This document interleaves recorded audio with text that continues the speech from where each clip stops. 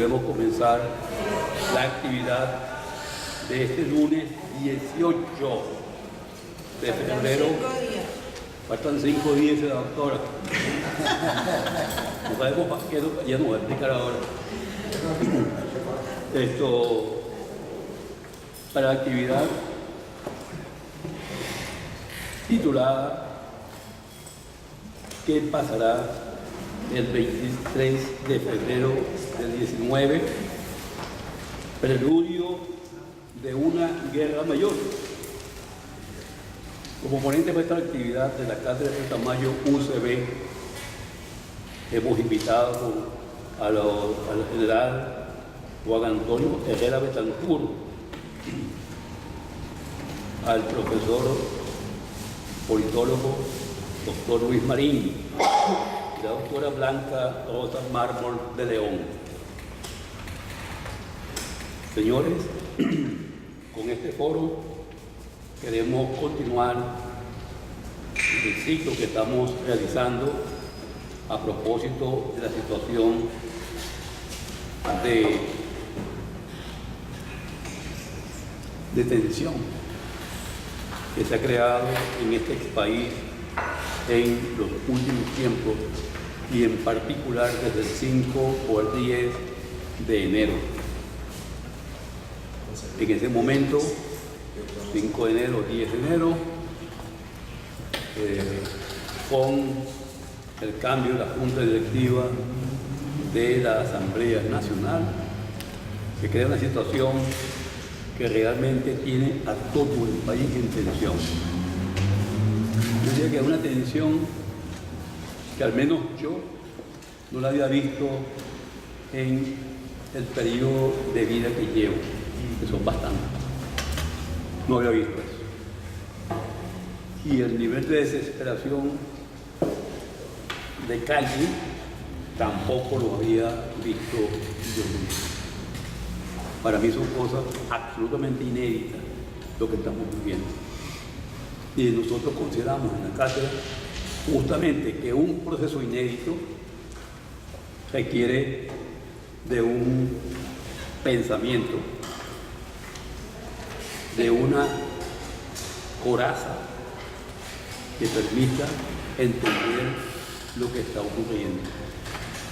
Creo que es algo bien difícil, extremadamente difícil, y por eso seguimos creyendo en la suma de criterios, de aportes, seguimos creyendo en el debate necesario e indispensable. Si bien me preguntan, como investigador, ¿qué está ocurriendo? Me lo acaba de preguntar a alguien en una entrevista, yo no sé, te puedo dar una opinión, que intento que no sea parcial, que no sea dogmática, que no sea en el campo ese de los que saben todo y hacen salir su ignorancia. Es decir, no es la idea. Esto es complejo, esto es difícil, pero hay algunos puntos que consideramos claves para entenderlo. Y viniendo para acá, que me tuve que parar en un sitio, en una circunstancia, porque había una discusión de dos agentes del fanatismo, justamente, que llegaron hasta trancar el tráfico. ¿Saben qué discutían fundamentalmente? Acaloradamente, que aquí viene una invasión norteamericana y la otra parte decía, pues si viene, ¿y qué? Ustedes no están aceptando la invasión cubana, rusa y china, lo que es igual más trampa, es decir. Bueno, y ahí inclusive hubo golpes, una enorme discusión que había.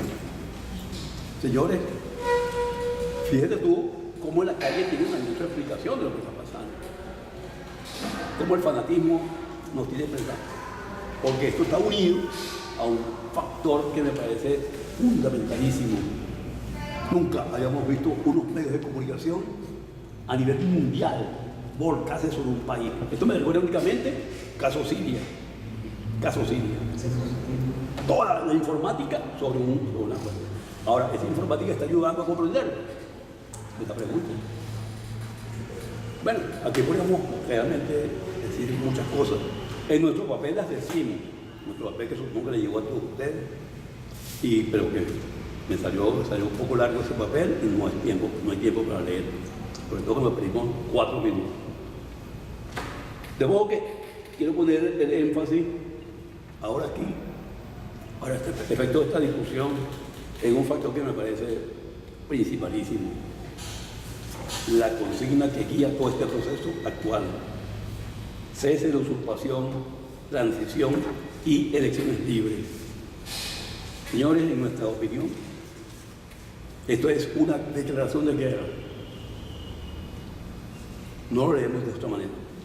Declaración de guerra, esta consigna. Se ha discutido en varias partes, donde la gente dice o se llega a entenderlo así. Para nosotros es una declaración de guerra en todo el centro del medio, en forma directa, específica. Esto es un salto en la política actual. Es decir, los G4 se habían movido con algunos altibajos en la posición de que la salida es constitucional y punto.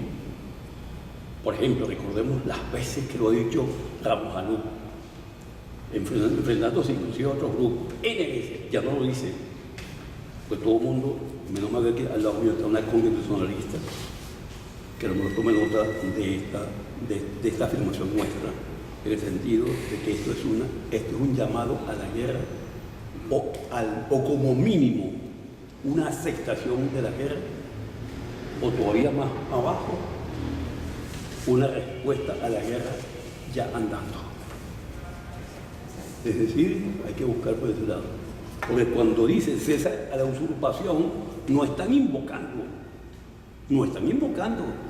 vía democrática, sino en lo último, elecciones libres. Es decir, que para llegar a otro momento, tienen que cesar la usurpación. Tienen que desalojar al Maduro usurpador. Con Maduro usurpador no hay ninguna vuelta atrás. Y todos los partidos en este momento, que no fue al principio cuando se negaron a juramentar a Guaidó, todos los partidos están suscribiendo esta consigna. ¿Hasta dónde va a llegar esto? En consecuencia, mis queridos amigos, mantenemos que a esta hora en que estamos hablando, esta semana es realmente de grandísimas tensiones.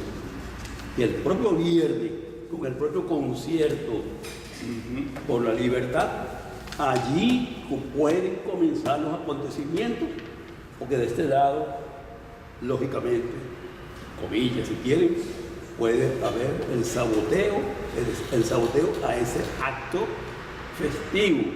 Hay otro concierto ya. Ya lo anunció Rodrigo. Muy bien, entonces ahí vienen en consecuencia los dos frentes. El de la paz dirán uno y el de la guerra el otro. Pero eso ya sabemos en qué puede terminar. Y el día siguiente ya puede ser una simple continuación de lo actuado.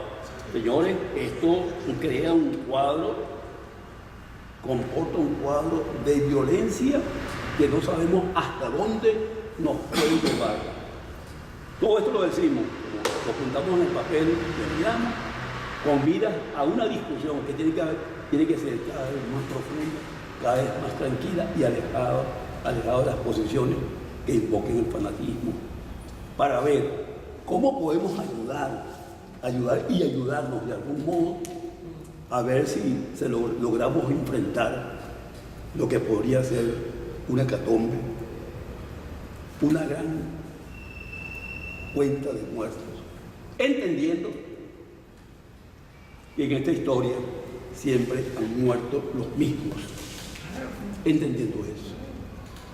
Así que nosotros queremos llamar la atención y seguimos llamando la atención de que esta es una situación muy dura, terrible, delicada, que no acepta en este momento que nosotros, los universitarios, entre otros, compremos o reguemos gasolina, no que compremos y reguemos hasta donde sea posible el pensamiento que la situación reclama. Señores, esta es la introducción que hacemos. Se me agotó el tiempo. Bien, aquí está planteado nuestro punto de vista. Ahora, el foro, ¿qué pasará el 23 de febrero? ¿Qué pasará? Preludio de una ira mayor. Bueno, dicen que deben comenzar las damas. La doctora Blanca Rosa Mármol de León. Eso es la ley. Bueno, Bueno, yo voy a empezar de atrás para adelante, porque estas palabras tuyas, como de costumbre, me pusieron a pensar. Y tú dijiste una frase que a mí me impresionó, que es que en esta especie de, tú no dijiste mantra, eso lo digo yo, esta especie de mantra que tenemos, ¿verdad? Que es cese de la usurpación, gobierno de transición y elecciones libres, que así lo repetimos constantemente como la manera de volver a la democracia, que es lo que en definitiva queremos. Ese cese de la usurpación se puede tomar como una declaración de guerra, y a mí eso me impresiona y también me preocupa mucho, porque este es un problema que, como hablábamos cuando tú me llamaste para tu gentil invitación, tiene muchas aristas. Y una de las aristas, la que nos tiene ahorita más confundidos y a la mayoría de la población y con mayor nivel de ansiedad, es esa, de que se pueda producir un conflicto armado a raíz de esta ayuda humanitaria. Porque fíjense la contradicción. ¿Cuál es el propósito de lo que se avecina el 23? Es la ayuda humanitaria. No puede ser más loable, ¿verdad?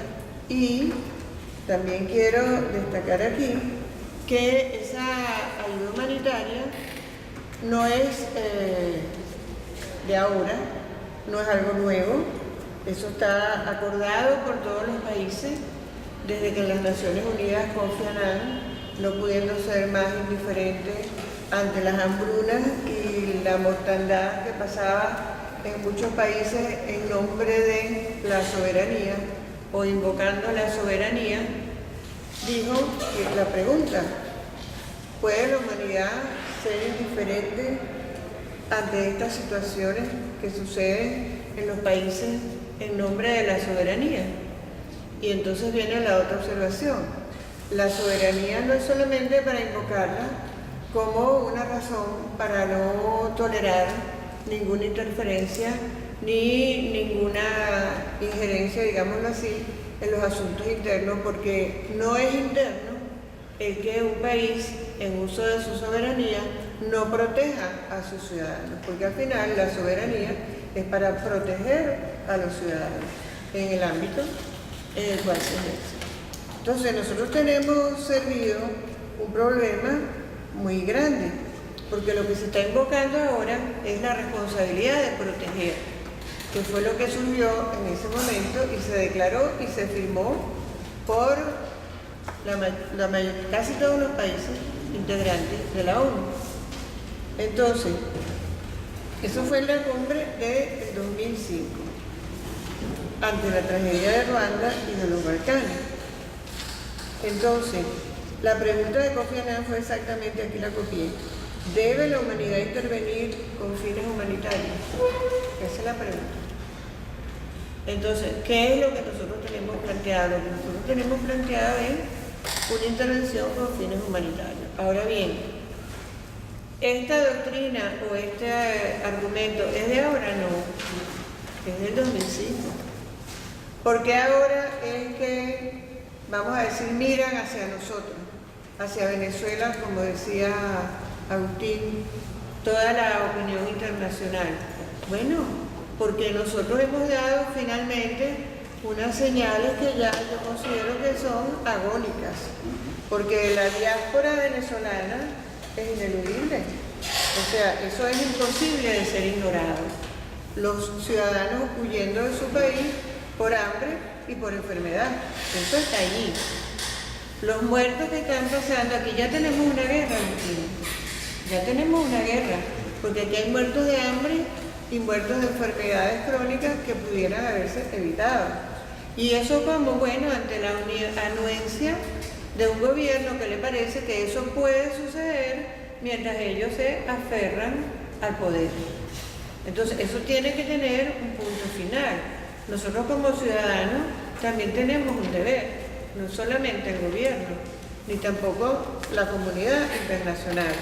Así como lo veo yo, y por eso yo muchas veces digo que nosotros llegamos hasta aquí por comprender y diferir. Porque nosotros siempre estamos comprendiendo y diferiendo, y por eso muchas veces digo, y se lo decía a la amiga aquí antes de entrar, que yo me quiero morir sin entender. Hay muchas cosas que yo me quiero morir sin entender, porque yo no puedo entender que habiendo tortura, lo que está pasando con Guaidó lo dice la Constitución, y lo que está pasando con Guaidó debió haber pasado mucho antes, porque nosotros tenemos todo este periodo presidencial sin presidente, porque Maduro nunca fue un presidente legítimo por diversas razones. Y para decirles brevemente, era vicepresidente cuando fue candidato, no podía ser candidato. Tiene nacionalidad colombiana, pero para decirlo de la manera más benigna, doble nacionalidad, nunca fue atendido. Se declaró en abandono del cargo por la Asamblea Nacional, de la manera más abstrusa, por el abandono del ejercicio de sus funciones, porque buscan siempre la vía más incómoda, para decirlo de alguna manera. Además de eso, fue juzgado por el Tribunal Supremo legítimo, que está en el exilio no por voluntad propia, sino por perseguido. Uno de los magistrados, el doctor Serpa, mi amigo, fue detenido y torturado aquí en Venezuela por el solo hecho de su designación, porque lo designaron magistrado, lo detuvieron y lo torturaron. Además de eso, el hombre está entonces en consecuencia inhabilitado políticamente, y yo hemos oído recientemente cómo se considera que pudiera participar en unas elecciones de esas que forman parte del mantra que citábamos al principio. Entonces hay que poner las cosas en su lugar. Y a eso me refiero cuando yo decía que hay cosas que me quiero morir sin entender, porque una cosa es que tú puedas hablar, que tú puedas negociar, que tú puedas dar entrada en uno, y otra cosa es que Maduro sea candidato presidencial, porque él es autor de delitos de lesa humanidad. Y además de eso, en todo este tiempo nadie nos vio. Me recordaba un libro, a lo mejor tú sí te acuerdas del autor, que se llama Fuego bajo el agua. Yo sentía que nosotros éramos como fuego bajo el agua. Ajá, dice Parra. Era como fuego bajo el agua, porque afuera... La historia de la utopía. Ajá, no se notaba nada. Entonces, lo que pasaba aquí, que era tan terrible y tan fuerte, afuera no tenía relevancia. Pero se ha dado un momento de una confluencia, porque se juntaron, que se terminó el periodo presidencial, que las elecciones que invoca el presidente para encargarse fueron convocadas por una constituyente inconstitucional y legítima, y que quería entonces pues encargarse del nuevo periodo en base a esa presunta reelección. Y eso lo apreció la comunidad internacional como suficiente para desconocerle a él y reconocer lo que la Constitución dice en relación a la suplencia en ausencia absoluta. Ahí es donde viene otro problema, que es por el cual mucha gente dice que es inconstitucional lo que está pasando, porque no es exactamente el supuesto, porque claro, no podía el legislador plantearse lo que nosotros estamos viviendo. Ningún legislador podía, ni en sus pensamientos más audaces, plantearse que iba a haber una situación como esta de 20 años de gobierno de esta gente, con todas las elecciones manipuladas, con un CNE presidido por una señora a quien yo llamo la sepulturera de la democracia en Venezuela, que es Yubisay Lucena, y que además de eso anticipara las elecciones, se reeligiera y pretendiera seguir en el gobierno. Entonces, claro, los supuestos de la Constitución son de otro tipo de ausencia absoluta, pero por analogía se está aplicando en este caso. Hay constitucionalistas excelsos que dicen que, y tienen razón, que la Constitución no se aplica analógicamente, pero ante las disposiciones legales y constitucionales, un buen intérprete siempre debe plantearse cuál es la finalidad de la disposición. ¿Cuál es la finalidad de una disposición de esa naturaleza? Bueno, que no puede el país quedar con una vacante absoluta del presidente de la República sin que la misma sea llenada. Y eso es lo que se está haciendo. Y en el orden de sucesión viene primero el presidente de la Asamblea y de no, entonces es el presidente del Tribunal Supremo de Justicia quien se encargaría de la presidencia de la República provisionalmente hasta que se fuera a elecciones y entonces sea la voluntad popular, que es la que tiene la legitimidad absoluta, que imponga quién es el nuevo presidente. Y eso es lo que nosotros estamos viviendo ahora. El presidente de la Asamblea, que es el presidente encargado por disposición constitucional, lo está haciendo desde ese punto de vista, en mi opinión, correctamente, porque esa vacante no puede ser llenada por otra persona distinta. Como les dije antes, en el orden de sucesión, él es quien corresponde. Ahora bien, viene esta ayuda humanitaria. Está aceptado universalmente que por sobre los derechos humanos de las personas no puede estar la soberanía. No hay alegato de soberanía que valga frente a los derechos humanos. Y además de eso está planteado, que es el punto con el cual iniciamos esta conversación, una situación que está aquí en el 187, que ustedes deben haber oído nombrar en estos días de la Constitución Nacional, en el ordinal 11, que dice que entre las facultades de la Asamblea Nacional, único poder legítimo que tenemos, está, oiganlo bien, autorizar el empleo de misiones militares venezolanas en el exterior o misiones extranjeras en el país. Ahí es donde está el meollo, ¿no? ¿Por qué? Y quiero explicar para que no nos confundamos. No necesita autorización la entrada a la fuerza de la ayuda humanitaria en un país que está sometido a estas condiciones. No lo necesita porque ya eso está acordado en la ONU y firmado por todos los países. Pero si además está esta disposición constitucional en nuestra Constitución, está planteado en la Asamblea el estudio de este punto, porque lo sé. No sé si lo resolverán mañana, pero tengo entendido en que lo iban a enfrentar. Lo de autorizar el empleo de misión militar extranjera en el país. Ahora bien, eso tiene que tener una finalidad, porque no es el empleo de una misión extranjera, como lo quieren presentar los del régimen, como una guerra, y como una guerra de conquista, como una guerra de exterminio, cuando el exterminio aquí lo tienen ellos, porque esto es un exterminio, porque la gente se está muriendo, y eso es así.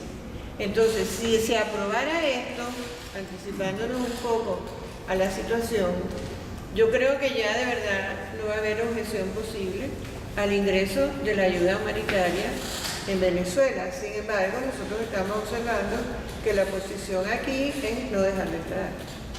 Y allí han llegado al extremo de llevar presos de bragas amarillas de la cárcel de Santana como una especie de fuerza de choque para la frontera que yo no sé ni cómo calificar.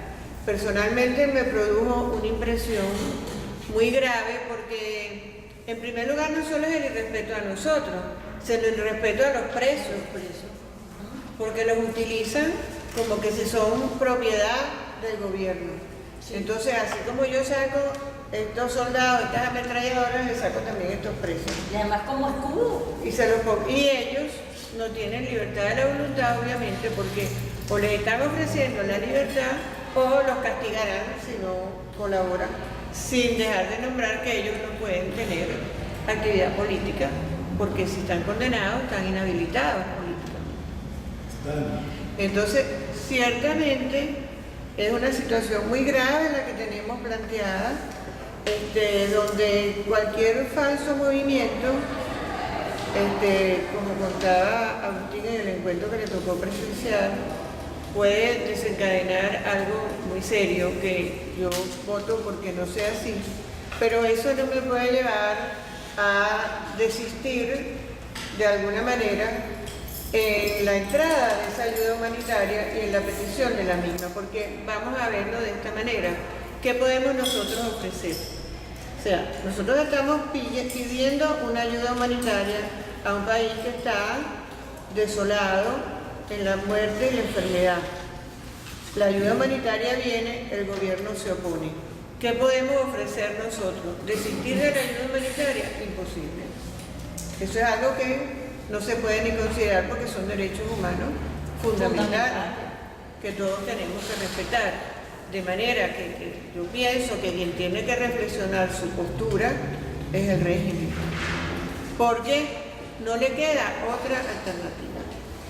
El mundo entero está de acuerdo en que la ayuda humanitaria es prioritaria. Como les dije antes, que la comunidad internacional tiene que asumir la responsabilidad cuando un Estado no protege a su población. Eso es lo que está pasando en Venezuela. Y eso es irrenunciable. De manera que, vamos a decir que la suerte está echada prácticamente. Yo voto porque se resuelva de la mejor manera. La mejor manera es dejar pasar esa ayuda humanitaria. Porque vamos a ver cuál es la razón para no dejarla entrar. No es verdad que es soberanía, eso lo han dicho últimamente, pero nosotros hemos oído a Maduro decir, nosotros no somos un país de mendigos. Nosotros tenemos suficiente con el CLAP y las misiones, yo lo oí. Sí. Ajá. Entonces, según él, con el CLAP y las misiones, todos los derechos humanos están protegidos. Y las muertes, no importa. Ya se me está agotando el tiempo. Entonces, yo quiero insistir en que nosotros tenemos que luchar por la defensa de los derechos humanos en Venezuela y apoyar esa ayuda humanitaria. Y creo yo que tienen una buena estrategia, sin conocerla a fondo, de un voluntariado y de una cantidad de ciudadanos venezolanos y colombianos también y de muchas nacionalidades que están dispuestos a cooperar allí. Espero que así sea, pero es verdad que estamos ante una situación de conflicto. Creo que... Doctora Blanca Rosa Mármol de León. De esta exposición surgen muchísimas preguntas. Sí. Muchísimas. Una buena lista de preguntas. Por ejemplo, me llega a la cabeza una pregunta, ¿no? Para luego creo que es importante. La ayuda humanitaria se acentúa en un contexto, el contexto 10 de enero. ¿Cómo? La ayuda humanitaria se acentúa en el contexto 10 de enero.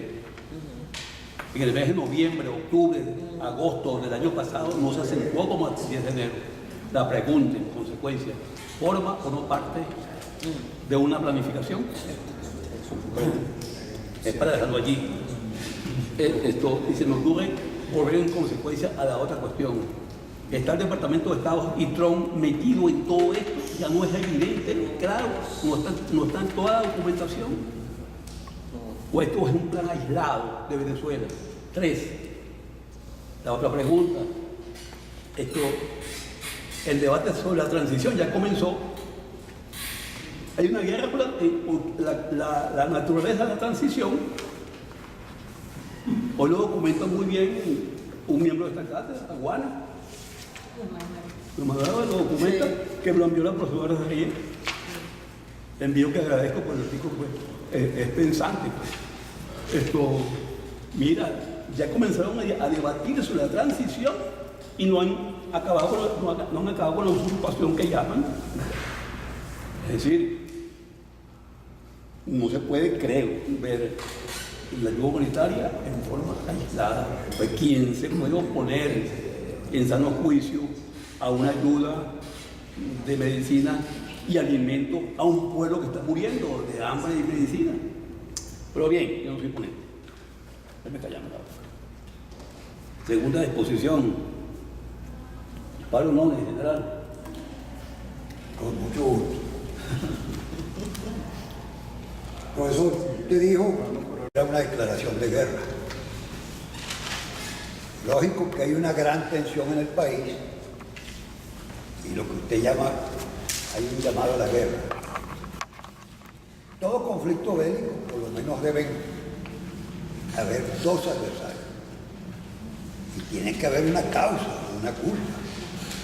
Lógicamente que cuando nosotros analizamos esta situación hay un gran culpable de esta situación, que es Nicolás Maduro, por llevarlo a una situación de sufrimiento a todo un país. Pero un sufrimiento a los extremos. Lógicamente, agradecido a la doctora por toda su buena explicación, su criterio jurídico que nos puso y nos evita a nosotros entrar en una materia sino caer en el tema que nos lleva para exponer. La situación venezolana que hemos vivido todos estos años ha llevado a la desesperación y ha hecho que la población busque aliados que están en todas partes del mundo. Y por eso yo me voy más a la situación del enfrentamiento que se ha creado por la misma situación del país. El año 18 fue un año que pasó entre la angustia, la desesperación. Amanecimos el 1 de enero de 2019 preguntando qué pasará. Y nos respondían, aquí tiene que pasar algo. Lógicamente, hubo un convenio arreglado entre las organizaciones políticas y la Asamblea Nacional y le respondió a una persona. Y cuando se vio que se iba a instrumentar algo y que tenía la capacidad de decisión de hacerlo diferente que el año anterior, que fue un año como en el limbo, se despierta, empieza a despertarse un entusiasmo de una población que esperaba algo. Estaba esperando algo porque no se puede uno quedar en esa situación de que, bueno, hagan conmigo lo que quieran. Lógicamente, que vinieron los hechos y el 23 de enero de este año 2019, en su discurso, el ingeniero Juan Guaidó Márquez, presidente de la Asamblea Nacional, hace lo que la Constitución le estaba imponiendo. Como no tenía, dice, me juramento entre ustedes y a ustedes los juramento. Lógicamente, que ahí se disparó algo que esperaba con mucho bien, como bien programado y bien concebido, los Estados Unidos de América, con el equipo que fue formando de hombres muy capaces para llevar la situación de Venezuela, de Cuba, de Nicaragua y de Bolivia. Desde ese momento, sin él, el ingeniero Juan Guaidó, sin haber hecho ningún convenio, ningún trato con los Estados Unidos, se convirtió en el joven de los Estados Unidos, en el muchacho de los Estados Unidos. Y lo que se confirma con dos llamadas públicas hechas por el presidente Trump a él personalmente. Y lógicamente, de ahí en adelante se ha hecho una gran alianza de apoyo para resolver una situación a todo el país y a todos los venezolanos. Lógicamente que esta situación tiene, como dije, un gran culpable y que ha seguido estimulando, en vez de haber tenido el criterio de buscar la forma, su argumento, vamos a conversar. Ya sabemos que cada vez que él conversaba era para ganar tiempo, para perpetuarse en el poder, quedarse en el poder. los demás no importan. Y lógicamente que esto creó una tensión que está vigente hoy, 5 días, 6 días de un evento de gran significado en la historia venezolana. Porque usted lo dijo, no ha habido tensión tan significativa como esta. Ahora, lo maravilloso que está pasando es que hay una población que está acompañando a la solución de esto. Una población que ha ido a todos los eventos convocados y además se habla de un voluntariado y ese voluntariado salió porque quiere su liberación. Se sienten que están oprimidos, que estamos oprimidos, que estamos maltratados. Y lógicamente el señor Maduro, con su ignorancia o con su mala intención, sigue estimulando una acción de conflicto. Una acción de conflicto donde él no tiene cómo llevarla adelante. Y me duele lo que le voy a decir, porque quiero que lo sepa Venezuela, de cómo fueron destruyendo una fuerza armada, que en un determinado momento no es que era la fuerza armada más maravillosa ni más impoluta, pero era una fuerza armada que cumplía con su misión de preservar el Estado venezolano, garantizar la seguridad, todo lo que le establece la Constitución. Chávez empezó con el chantaje, creando aquel famoso Plan Bolívar para empezar a corromper las Fuerzas Armadas, cosa que ustedes conocen muy bien. De ahí vino, es una gran corrupción, y hay algo que es tan importante en toda organización, que es romperle la moral a la institución. Y ese romperle la moral lo llevó adelante. Se cambió el esquema de entrenamiento entre las Fuerzas Armadas, se cambió el esquema de orientación de las Fuerzas Armadas, se cayó en una ideologización hacia un esquema político. Y las Fuerzas Armadas, regidas por los artículos muy bien definidos en la Constitución, entre ellos el 328, donde establece su visión y su forma de actuar ante la nación, es violado y se empieza a politizar la Fuerza Armada. Aquello de que nos sentíamos nosotros orgullosos en la Fuerza Armada, que cada oficial para alcanzar un grado tenía que hacer su curso correspondiente, porque se va creciendo en grado y se va creciendo en responsabilidad, y lógicamente hay que tener mayores conocimientos, que fue muy bien llamado, como es llamado en todos los centros de educación, la meritocracia. Entonces no, aquí se hizo que era la dedicación al elogio, al gobernante de turno, que era un hombre de una muy precaria formación.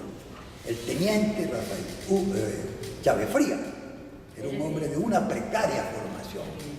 Un hombre, porque esto hay que recordarlo, en nuestro reglamento de admisión a la escuela militar, a la academia militar, no se podría entrar con materias reprobadas.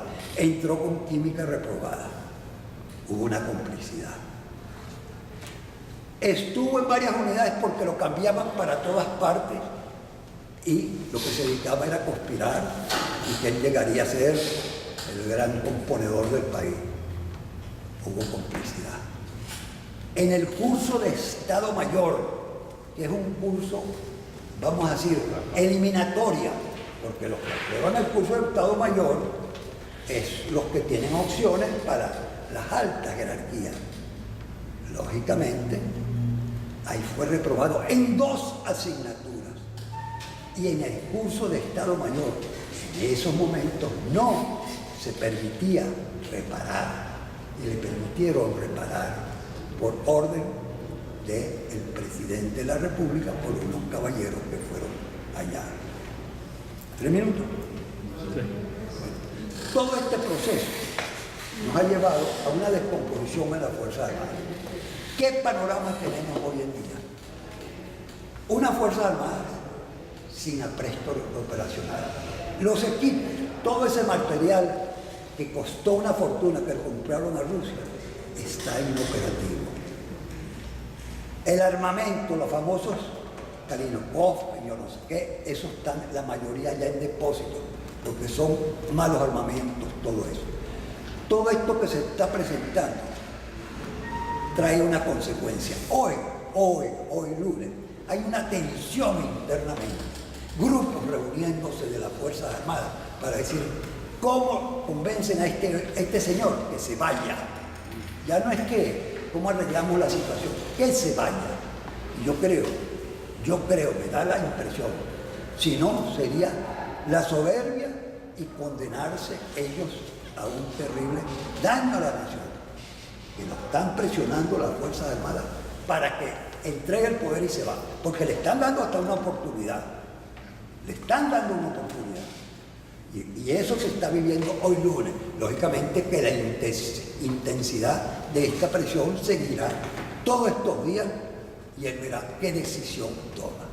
Ahora, si se va a enfrentar con los presos armados, con unos pobres soldados, perdone que use la palabra de pobres soldados, unos soldados mal alimentados, mal dotados, sin entrenamiento, con una burla con la pobre gente que la ponen a caminar por unas calles con unos fusiles de palo, unas cosas por ahí.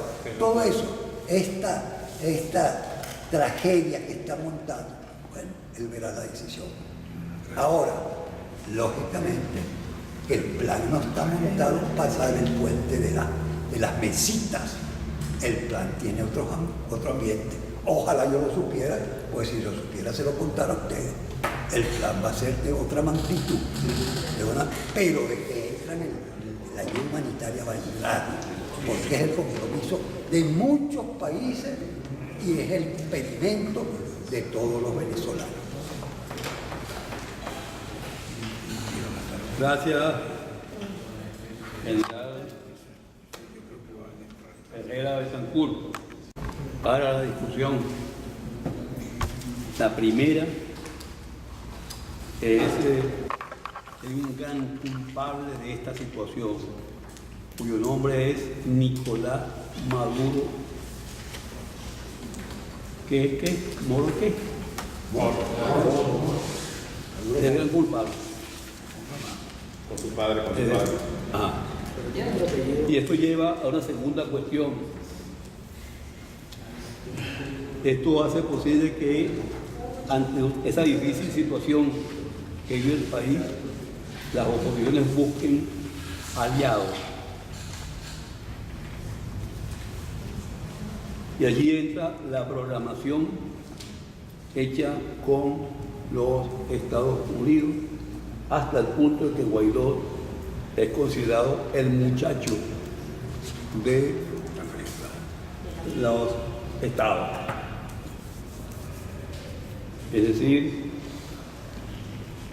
mientras esto ocurre, Maduro sigue afinando, estimulando el conflicto. Y uno de los aspectos fundamentales es la destrucción progresiva de las Fuerzas Armadas que comenzó con Hugo Chávez. Hugo Chávez lo anunció en habla del comandante: vengo a destruirlo todo. Y no se puede hacer una revolución, no se puede hacer una revolución sin las Fuerzas Armadas. Y eso sirve para pensar en la naturaleza del presente régimen. Hemos mantenido en la cátedra que esto es una dictadura militar, policial, narcodelincuencial civil. Sí. Hemos dicho que Maduro no es el poder, que el poder está en las Fuerzas Armadas, en esas nuevas Fuerzas Armadas que se destruyó su vieja esencia, pero que ahora, por primera vez en Venezuela y en buena parte de América, las Fuerzas Armadas son poder. Véase si no cuántos militares hay en la administración pública de este ex país y cuántos militares hay en el mundo con el poder de un Parido López al frente del arco minero o con los militares materialmente al frente de PDVSA para llevar a la situación a que la han llevado. Pero bueno, esto finalmente llama la atención esto de lo que está ocurriendo en el día de hoy, donde hay una presión de las Fuerzas Armadas Nacional Bolivariana sobre Maduro para que se vaya. Esto en el día de hoy. Sí, yo lo he escuchado varias veces. Sí, señor. No es la primera vez que lo escucho. Vamos a ver si el día de hoy o mañana pasado pasa algo como eso. Nosotros, como decíamos el lunes pasado, lo seguimos dudando. También discutimos con Achillata Pinto esto de quién es hoy el poder, porque creo que esta cuestión es fundamental para entender este cuadro. ¿Dónde está el poder? Cuando decíamos que el poder era Chávez, Chávez se fue y sin posibilidad de regreso. Y que esto caía. Tercera exposición, doctor Luis Marín. A todos los miembros de la cátedra. Yo voy a tratar de aclarar un poco un panorama que a mí desde el principio me parecía como muy enredado, muy turbio. Yo veo muchas cosas operando y traté en primer lugar de poner un poco de orden en ese caos que tenemos ahorita por delante para tratar de comprenderlo. Y yo lo resolví de una manera que fue la que me pareció más sencilla, planteándome tres paradojas básicas que yo se las voy a poner a ustedes muy rápidamente y un epílogo para cerrar el núcleo de contradicciones, bueno, que a los abogados les gusta llamarlas aporías por alguna razón. Yo la quiero llamar paradojas. Y hay una primera paradoja que yo diría que es la llamo así como la paradoja del público, porque todos nos vamos a estar de acuerdo en que había un repudio muy generalizado a eso que llaman MUD, la Mesa de la Unidad Democrática. Todo el mundo realmente estaba despotricando el amor al punto de que ya prácticamente se extinguió. Ellos parece que hubieran desaparecido. Pero no obstante eso, hay bueno, no digamos que la gente quiera mucho a la Asamblea Nacional, pero al final terminan siguiéndola, siendo que la Asamblea Nacional es el hijo único y directo de la MUD, porque es un producto directo de esa alianza política. Pero al final pareciera que toda la atención y todas las expectativas de la gente se centran otra vez en la Asamblea Nacional, a pesar de todo lo que ya sabemos que ha pasado, desde aquellos 6 meses de Ramos Ayú, y después la pasantía de Borges, este señor Barbosa, que difícilmente se pueda uno imaginar algo peor. Y bueno, hasta que llega a este último momento, el último turno, porque ya no había más bateadores al bate, después de esto ya se acaba la asamblea y le tocaba a Voluntad Popular. Y entonces, bueno, ya sabemos lo del descarte, que si no, Leopoldo estaba preso, que si Freddy está escondido en una embajada. Total es que aparece así como de una chistera este joven que nadie conocía, porque hasta el momento nadie sabía que ese señor estaba en el escenario, él no estaba en el radar de nadie. Una de las ventajas que le atribuyen es esa, que no le pueden sacar rabos de página de historia, porque salvo unos perdigones en la espalda, nadie había visto que él hubiera tenido ninguna otra figuración. Eso también es una gran ventaja. Pero el punto es, y desde que Agustín, porque Agustín me ha hecho esta invitación varias veces, yo no había podido venir por cuestiones estrictamente personales y problemas diversos que seguro que todos ustedes también tienen. Y cada vez que me hablaba de este tema yo le decía lo mismo, pero Agustín, eso es lo mismo, o sea, es la misma gente haciendo las mismas cosas, es decir, ¿por qué tú vas a esperar que ahora va a ocurrir algo distinto? Nosotros ya conocemos esa aplanadora, ¿verdad? Porque ya nos ha atropellado varias veces. Entonces, ¿qué vamos a esperar nosotros? Ni de la MUN, ni de la Asamblea Nacional, ni de nada de eso. ¿Qué cambió? ¿Qué fue lo que hizo que todo diera este giro sorprendente que hasta la revista Time publicó una primera plana diciendo milagro? Porque toda esa expectativa de la gente ahora otra vez concentrada en la Asamblea Nacional. ¿Por qué? ¿Qué fue lo que pasó? Ahí voy a mi segunda paradoja, que yo la quiero llamar así, como una paradoja interna, porque no hay que hacer ningún esfuerzo, de verdad, para recordar que ellos no se pusieron de acuerdo para juramentar a Juan Guaidó. Ellos no querían que el señor se juramentara como presidente y hasta llegaron al extremo de decir que era toda la Asamblea Nacional la que asumir la dirección del Ejecutivo. Porque no, si no era el presidenciable número 1 o el número 2 o el número 3 que ya había pasado por ahí, si ninguno de esos presidenciables era, entonces ¿por qué iba a ser este muchacho? Impensable. No lo aceptaron. Y fíjense ustedes, él se lanzó solo. Que eso es otra cosa que yo no sé si es que se olvida o a la gente no le gusta mencionarlo. Pero eso fue un acto de temeridad, si ustedes quieren, política, haber agarrado y decir, ajá, no se juramenta en la asamblea, pero se va a juramentar ahí en el medio de la calle. Porque cuando estás en situaciones, cuando estás en situaciones, apeló a la soberanía popular. Cuando tú estás en no cabildos abiertos en toda la república, lo aclamaron.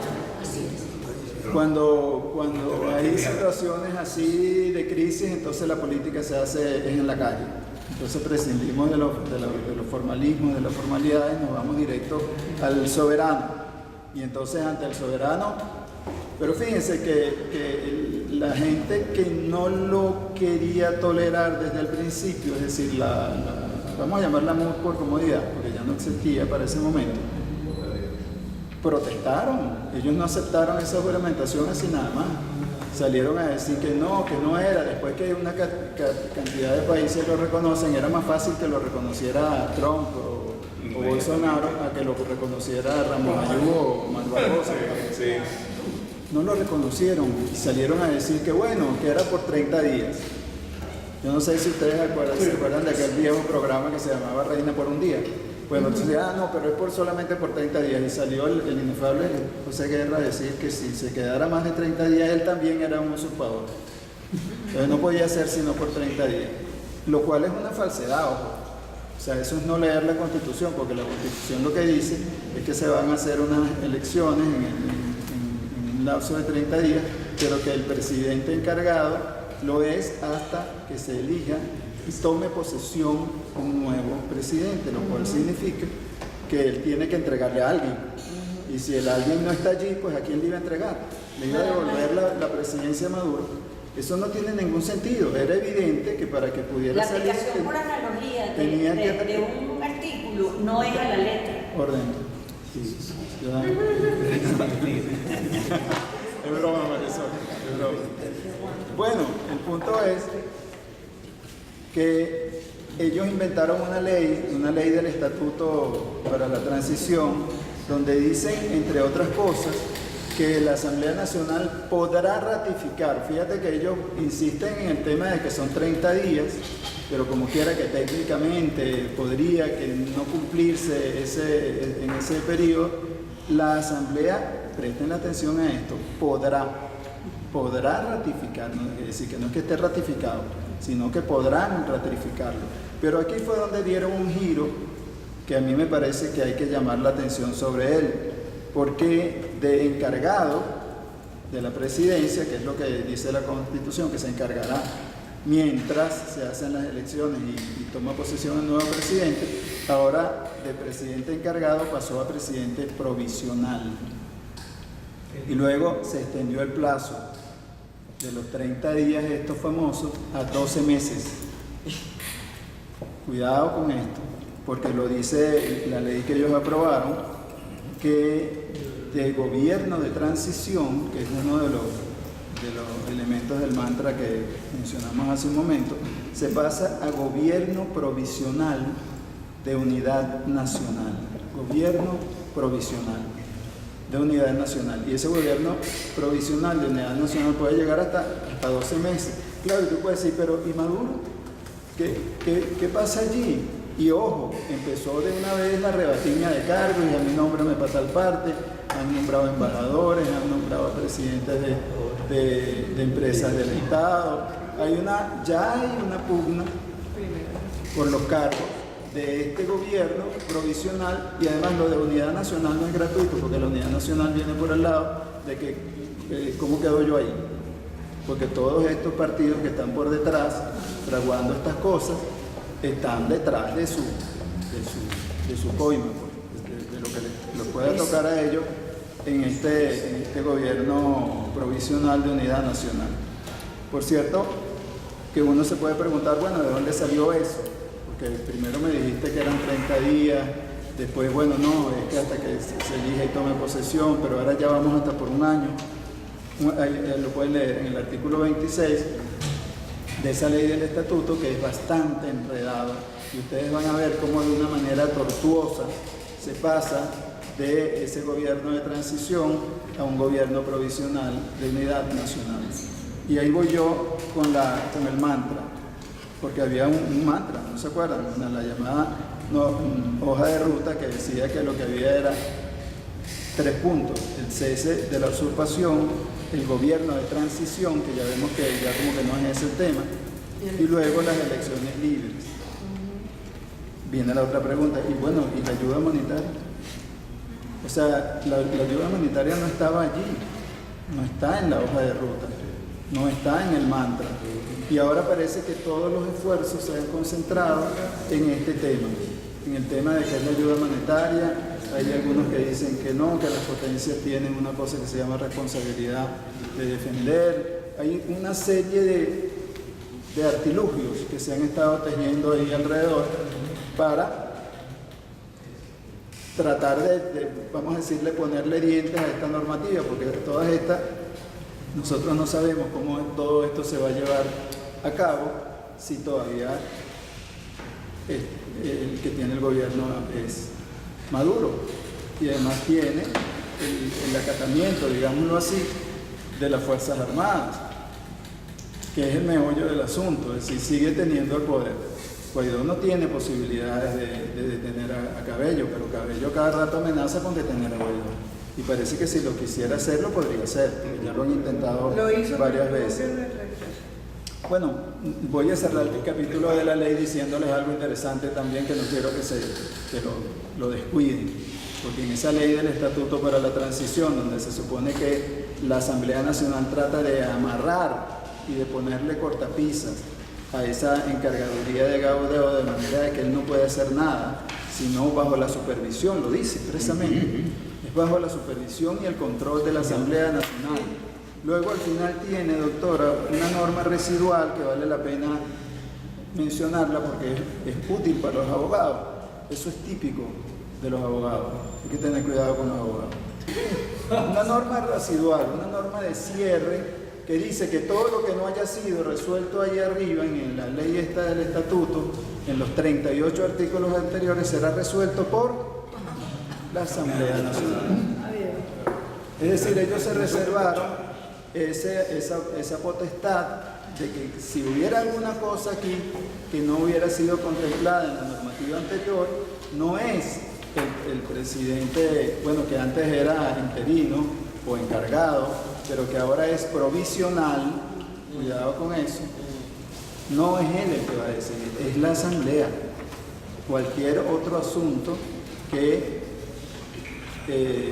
no haya sido contemplado en las normas anteriores, que son muy pocos, porque incluso los nombramientos, es decir, para nombrar a un embajador tiene que pasar por la Asamblea tiene que confirmarlo. Para los jefes de las empresas del Estado, sobre todo las que están afuera, las petroleras, eso tiene que aprobarlo la Asamblea Nacional y así por el estilo. Pero bueno, para abreviar, no todo el mundo está en la onda de salir de Maduro. Vamos a estar claros en eso. aquí hay una fuerte tendencia dentro de esa misma oposición de gente que no quiere que Maduro se vaya. Hay gente que está en esa línea que un amigo mío llama de apaciguamiento y contemporización, que hay que decirlo, la acción democrática, pues, Henry Ramos. Un nuevo tiempo, Omar Barbosa. Parte de Primero Justicia, porque ahora no es toda, pero hay una parte. Vanguardia, esa cosa que llaman progresista. No, sí, la progresista. Esos son chavistas consumados, convictos y confesos. Y luego hay un chavismo light que ellos nos han metido también de contrabando, que dice, no, oye, aquí no va a haber transición sin los chavistas. Y los militares. ¿Lo dijeron o no lo dijeron? Si no, Stalin siempre lo dice. No, los militares ni hablar, porque para eso eran los puentes eran para la amnistía, pues. O sea, todo eso es para que aquí haya un borrón y cuenta nueva y no va a haber problemas con nadie y aquí no hay pase de factura, aquí no va a haber retaliaciones, o sea, todo ese lenguaje ya fue manejado. De manera de que prácticamente esto es una transición con el gobierno, no es una transición sin el gobierno, es una transición con el gobierno dependente. Por supuesto hay otra tendencia, acuérdense que mi intención era despejar un poco lo enredado que estaba esto. Dentro de la oposición también hay gente que eran los que antes se identificaban como la salida, que sí querrían salir de este régimen, que son la gente, bueno, ya lo sabemos, parte de Voluntad Popular, que no toda, de donde está el partido de Guaidó, parece que ellos están también divididos, Alianza Bravo Pueblo de Antonio Ledesma, y por supuesto no podía faltar la inefable María Corina, que tú sabes, como la chicharrita ahí del grupo que siempre está instigando, hay que sacar el régimen porque si no, no podemos resolver nada. Bueno, voy a cerrar con la última paradoja, que es la paradoja externa, yo la llamo así, porque es que miren, ninguno de estos señores, ninguno votó por Donald Trump, ninguno de ellos ni visitaron ni antes, ni durante, ni después a Bolsonaro, no lo quieren, odian a Bolsonaro por sobre todas las cosas y no lo visitaron en el hospital que todavía estaba grave, pero mucho menos a Álvaro Uribe, no lo quieren. Ellos estaban de acuerdo con las conversaciones de La Habana, ellos estaban con la FARC y con la gente de Juan Manuel Santos, con La Paz. Ellos no quieren saber, no quieren esa foto, ellos no quieren que nadie los retrate con Álvaro Uribe, no lo quieren. Y eso no es ninguna ofensa, ustedes le pueden preguntar a cualquiera de ellos, mire, ¿tú te identificas con Álvaro Uribe? Porque ustedes vean que es como si le hubieran sacado un crucifijo ahí al demonio. No los quieren. Entonces, ¿cómo es posible que ahora, bueno, ojo, todos estos partidos están inscritos en la Internacional Socialista y los otros son de la llamada Nueva Izquierda? No se olviden que Capriles decía que su modelo era el de Lula da Silva. Todavía no se ha desmentido de eso. Él siempre lo ha dicho y lo ha repetido. ¿Quién?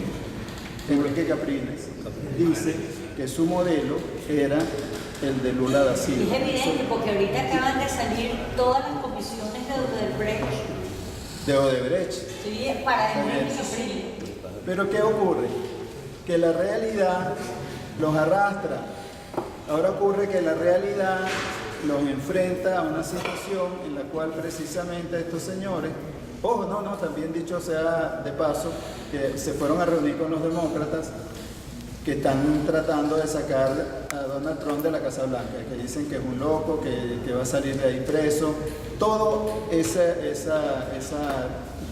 listra de demócratas que quieren sacar a Trump como sea, esta gente de esta oposición han ido a reunirse con ellos. Esa es la tercera paradoja y ya cierro con el epílogo. Se han visto arrastrados por la realidad, porque esa es la gente que los está apoyando, a verse, imagínate a Stalin Borzán abrazado con un marino. Él no quiere esa foto. Ese señor Pizarro, el otro, todos esos tipos son comunistas. Ellos no quieren saber nada del imperialismo norteamericano. Y ahora están metidos ahí.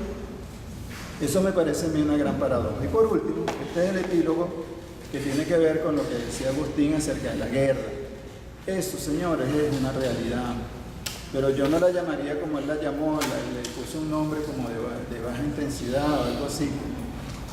Es lo que llaman guerra híbrida, que es lo que estamos metidos ahorita. Una guerra... No, guerra híbrida.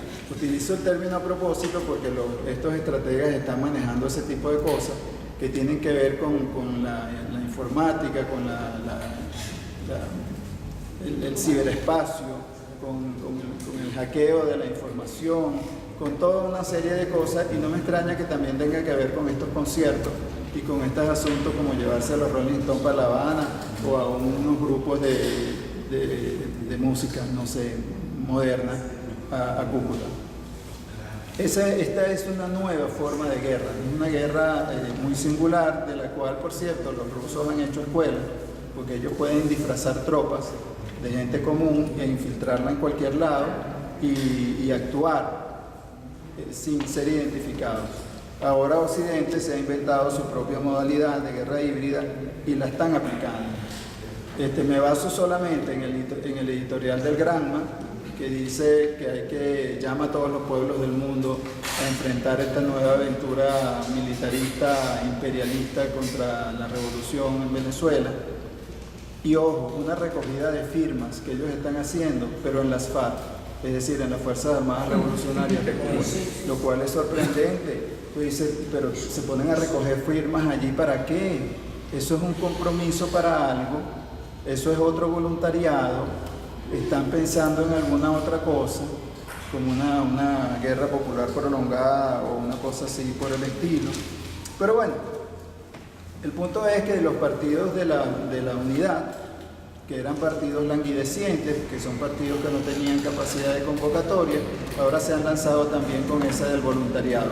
Y ojo, ha dado resultados. Hay miles y miles de personas, cientos de miles de personas que de muy buena voluntad se han anotado en eso, y los partidos están haciendo agosto, porque están así, llenos de gente que no saben qué hacer con ella. Lo ponen ahí a ponerse una bandita por aquí, a caminar por allá, a marchar más acá, porque están full de gente que está fluyendo a los partidos para enrolarse en esa gran toma del país que se supone que debería ocurrir el 23 de febrero, que es otra fecha que ustedes se preguntan, pero ¿por qué el 23 de febrero?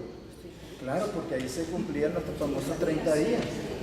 Entonces, del 23 de enero al 30, lo cual es erróneo, y que me corrija la doctora, porque la encargaduría de Guaidó tiene que haber sido desde el mismo 10 de enero, no podía haber sido el 23, porque no hacía falta ese acto de juramentación, además de que lo hizo de esa manera tan rockera de ir a juramentarse en una calle. Entonces, en estricto derecho debió haber sido desde el 20, desde el 10, perdón, no desde el 23. Pero bueno, ellos escogieron esa fecha, y quiero llamar la atención, no sin cierto propósito, de que ese es el día anterior al referendo constitucional en Cuba. Es decir, el 24 de febrero se aprueba la Constitución cubana, la nueva. Y presten la atención, porque de tu fero narrator era que se decía, que de tu fábula narrator, que quiere decir cuidado, porque esa puede ser la Constitución que te van a clavar a ti mañana. Muchas gracias. Gracias. El profesor Marín vino a despejar lo enredado. En cierto modo, yo me enredé más. Yo también. Si quieren mi confesión. ¿Por qué? Porque yo no tenía plena conciencia de que pasamos de encargado provisional. Entonces me hizo recordar justamente la ley de la transición, que es bien importante manejarla. La ley de la transición, que también llaman ahora la trampa de la transición, la TT. Además, eso por una parte. Por la otra, el profesor Marín nos habla de la temeridad de este muchacho para autojuramentarse, dicen uno, otros ponen otros nombres. Esto, juramentación legítima, juramentación legal, bueno, eso no es cuestión de discusión. Pero hay que recordar otra vez el contexto en que se juramenta. A los 10 minutos de juramentado estaba la llamada de Mr. Trump.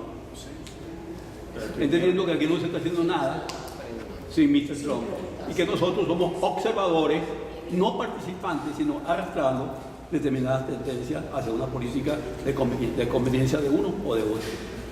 De los llamados partidos que, como dice el doctor Marín, están en este momento agarrando gente, porque nosotros, la mayoría de este país, no tenemos ningún tipo de organización. Alguna vez hubo una sociedad civil a comienzo de este proceso. Eso los partidos lo acabaron, lo supieron acabar. Hoy no hay nada de eso. Pero también hay un aspecto bien interesante en relación con el control a Guaidó. Esto hay que seguir la cronología, compañero, de cómo el mucho desconocido de que hablaba Marín, luego es materialmente vigilado, perseguido, controlado. Él a su vez, y el día sábado la compañera Barroyeta participó en una entrevista al presidente encargado. Tenemos la grabación, no tenemos aquí cómo proyectar, donde este mucho se asume como un hombre que está en contacto permanente con el presidente Trump y con la Casa Blanca en general. Bueno, lo mismo que Mandela. Bueno, sí, Fue Mandela. yo no lo estoy criticando, estoy haciendo una relación. Así fue. Simplemente. Ellos hacen lo que quieren, yo no estoy criticando a nadie. Entonces, bueno, lo que estoy señalando únicamente es un hecho factual, real, concreto, específico y verdadero. Que detrás de todo lo que se está haciendo aquí en este momento está el Departamento de Estado norteamericano. Eso me parece que es indiscutible. No que sea bueno o malo, eso no es mi problema. El problema del analista no es que sea bueno o malo, sino registrarlo, que quede registrado en este momento, aquí hoy. En segundo lugar, pero no es nada más que es el control que tiene el señor Guaidó. El 12 de febrero sale un Twitter de la señora Lilian Tintori, mediante el cual este señor Leopoldo López se postula como próximo candidato presidencial. Y esa es una pelea contra quién. ¿Y qué tuvo que hacer este señor? Naturalmente guardar silencio porque todo el mundo le cayó encima, pero la pelea que está ahí a lo interno, lo señalaba Marín, es más que evidente, pues, entre ahora la fracción Guaidó y la fracción Leopoldo López. Quede claro. Señores, y concluyo con los otros señalamientos de Marín respecto a la unidad. Dado esto, donde los grandes partidos andan vigilando, custodiando y manteniendo el poder de la Asamblea Nacional desde un comienzo, el 15 de enero fue el acuerdo establecido de que la Asamblea Nacional asumía las funciones del presidente de la República. 160 y pico de presidentes, pues, materialmente. Nunca visto en el mundo. Doctora, corríjame. No lo dice. Eso es único, eso es inédito. No lo dice la Constitución. Que un colectivo asuma el cargo de presidente de la República. Y ahí se veía que lo que no se iba a permitir era la juramentación del señor Guaidó. Pero posteriormente todos cambiaron en la forma, señores, cambiaron en la forma, porque nadie va a aceptar que voluntad popular de Leopoldo López y de Guaidó asuman la presidencia de la República, a menos que haya un pacto colegiado y guiado y controlado por la misma Casa Blanca. Por la misma Casa Blanca. Y en el fondo de todo esto, y concluyo, aquí está planteado nada menos y nada más, y me parece lo más peligroso, terrible y triste, que todo esto termine en un acuerdo entre las grandes potencias. Estados Unidos, China, Rusia y las subpotencias, entre otras. Sí, hasta las latinoamericanas pueden participar como Brasil, o puede participar Irán. Entonces, señores, nosotros estamos en un momento de tanta falta de un poquito de independencia, de un poquito de soberanía, que nosotros corremos el peligro a lo inmediato y a lo mediato, a lo futuro, de quedarnos como los venezolanos, desde la simple observación, venezolanos prestados a los imperios. Eso no es fácil. Para mí no es fácil. De modo que yo acuso al doctor Marín de venir a ayudarme más. Gracias. Profesor, Una pregunta, precisión para Blanca Rosa. Habla más duro. 6 causales, al menos creo, invocó Blanca Rosa para calificar de usurpador a Nicolás Maduro, desde la nacionalidad. La vicepresidencia, el abandono, todo eso. Perfecto. Una de ellas es que el Tribunal Supremo de Justicia lo condena. Correcto. Y lo condena, Por 2 delitos. Por la comisión de 2 delitos. Odebrecht, Corrupción corrupción. y legitimación de capital. Bien, y 18 años de 18 prisión. años. Entre todas estas causales, donde también están derechos humanos, algunas que están en la Corte Penal, Sí. desde tiempos de Diego Barrio. Si hubiera un rifirrafi con un resultado como es previsible, donde el hermano mayor va a ganar, como sin alianza, ¿cuál de estas razones invocarías, crees tú, Blanca? La comunidad del derecho internacional para decir a esta persona, ya lo juzgaron sus propios compañeros del TSJ, tiene 18 años de prisión. Si es que acaso eso pudiera ocurrir.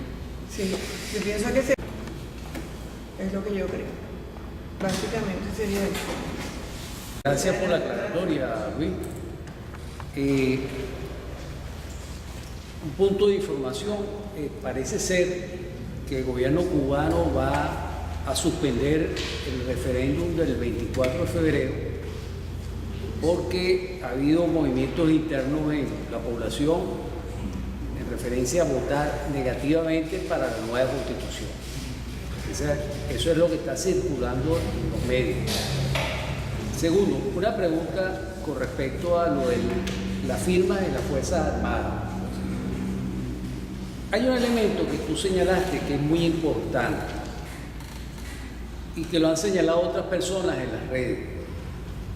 Quien no tiene el control de las armas no tiene el poder. Hasta ahora, Guaidó tiene, digamos que técnicamente varias cosas, pero no tiene el control de las armas. A pesar de que se dice de que hay dentro de las Fuerzas Armadas hay separaciones, hay grupos, conspiraciones, etcétera, etcétera. Pero, por alguna razón, se ha tenido de nombrar un ministro de la Defensa, así como nombró una comisión ad hoc de PDVSA. ¿Tú no crees que la recolecta de firmas a nivel de las Fuerzas Armadas tiene el objetivo de advertirle a los militares que ya ustedes están embarriados y no vale ley de amnistía porque ya todos ustedes firmaron su compromiso con Maduro y ya con eso desarticulan a los militares que quieran conspirar, porque el día de mañana en un tribunal de Nuremberg él puede perfectamente exhibir y decir, bueno, mira, aquí todas las firmas de los militares que me apoyaron. Esas dos cositas quería... Sostengo, eso he sostenido porque lo creo firmemente, que la hambruna es una política de Estado. No es un problema de mala administración y la falta de medicinas también. Igualito que pasó en Rusia, que pasó en Camboya y ha pasado en todo donde se ha instalado regímenes comunistas, ha pasado lo mismo como una forma de control de la población. Ahorita, hace nada, Maduro dijo que viene diciendo que aquí no necesitamos nada, mandó a Cuba un cargamento de no sé cuántas toneladas de medicina y a los 4 días o una semana lo reingresó como importación para demostrar que aquí había medicina. Y si las tenía aquí, ¿por qué no las usaban? O sea, hay montones y yo no veo que nadie habla de la política de Estado de matar a la gente por hambre y por enfermedad. Se habla muy poco, se habla poquito. Aquí no lo hemos nombrado. Sí, lo que pasa Hoy. es que no está en el tema, pero hay Claro, pero o sea, cuando la ayuda humanitaria y todo el derecho que llaman derecho humanitario, que es considerado una norma imperativa de derecho internacional que se aplica incluso cuando el país no ha ratificado el tratado, de esa importancia, ¿ok? En el derecho humanitario. Tenemos más de 2 años en que vienen cosas de otros países y el gobierno se las coge, las reparte, no las admite, las devuelve, se pudren. Tenemos años en eso. Yo sí creo, profesor, que la circunstancia de la hambruna aquí y del derecho humanitario esté siendo usado en parte como una estrategia. ¿Por qué? Porque los venezolanos hemos demostrado que nos estamos yendo del país y creándole problemas a toda la región, pero no somos capaces, ¿verdad?, de enfrentar lo que nos está pasando. Ya lo demostramos, está más que demostrado, con toda la gente que se ha ido. Bueno, lamentablemente. Hable uno por uno, por favor. Mario Jaime, por favor. Bueno, muchas gracias. Yo quisiera... No se oye. Yo quisiera volver al tema de la ayuda humanitaria, porque, profesor, por favor, corríjame. Yo tengo entendido que una declaratoria de emergencia humanitaria compleja lo hace la ONU. Es potestativo de la ONU, no de nosotros. Correcto. Y esa emergencia humanitaria compleja implica que no podemos resolver el problema nosotros, que necesitamos ayuda. Entonces mi pregunta es la siguiente: ¿por qué el señor Guterres no ha declarado a Venezuela en emergencia humanitaria compleja, cuando además ha tenido que enviar a gente de ACNUR y a gente de UNICEF por petición de los países vecinos donde estamos causando los problemas de migración que ya tenemos? Okay. Si el señor Guterres declarara a Venezuela en emergencia humanitaria compleja, ¿cambiaría un poco el panorama? Es decir, la ayuda no sería internacional y puntual, sino sería activada por todo el mecanismo de las Naciones Unidas. Por lo tanto, no entraría los marines, sino que entrarían los cascos azules. ¿Eso de alguna manera cambiaría en algo? Porque hasta que yo entiendo, los cascos azules no pueden entrar con armas de guerra. Los marines están con armas de guerra hasta aquí. Y eso es una medio verdad manipulada. Nos van a invadir. Estamos invadidos.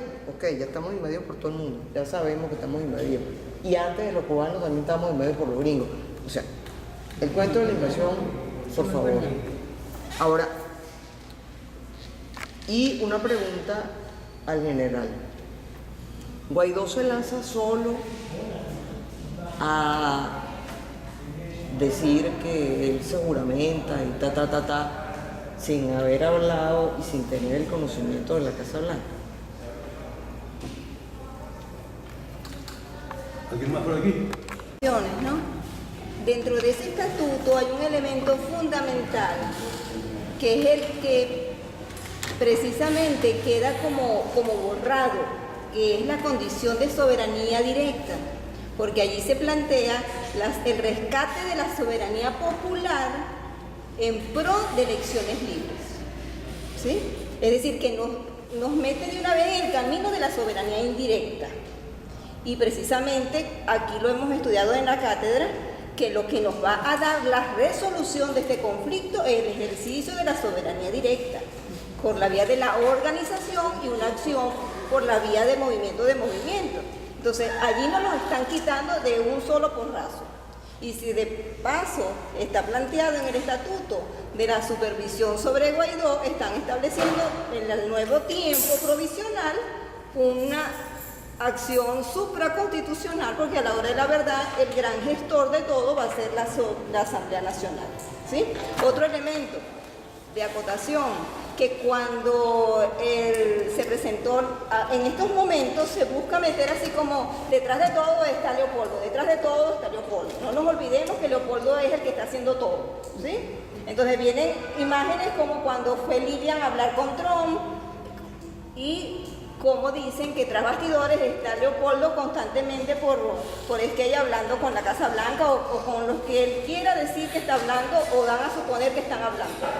El hecho es que cuando se presentó Leopoldo, Ledesma y María Corina, con la idea de la salida, obviaron por completo lo que era la solución, que era ir al 333 y 350.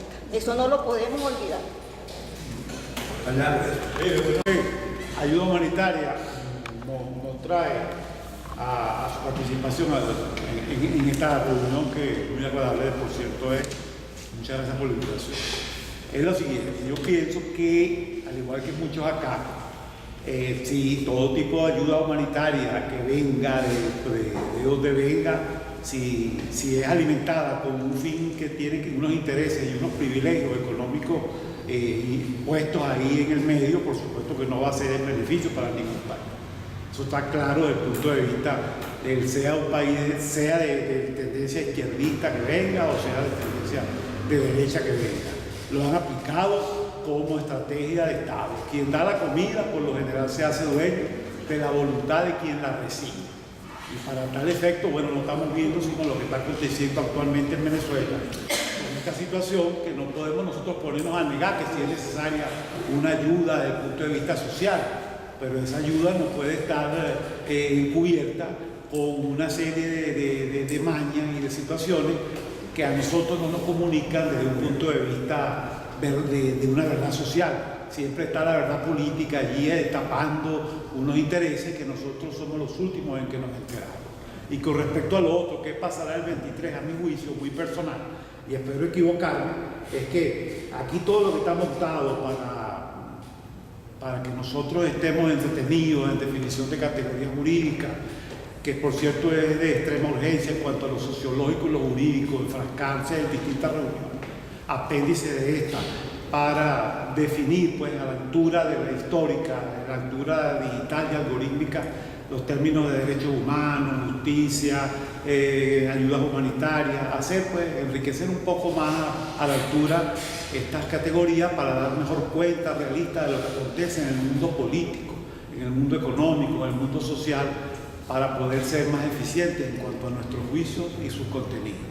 Que nosotros por eso pienso que vamos a una inevitable confrontación, llámese como se llame, pues nos tienen todos confundidos, todos llenos de apesumbrados y mientras tanto las mentes, los pensamientos de esta superpotencia tienen compradas las voluntades políticas tanto de los que se dicen izquierdistas como derechistas.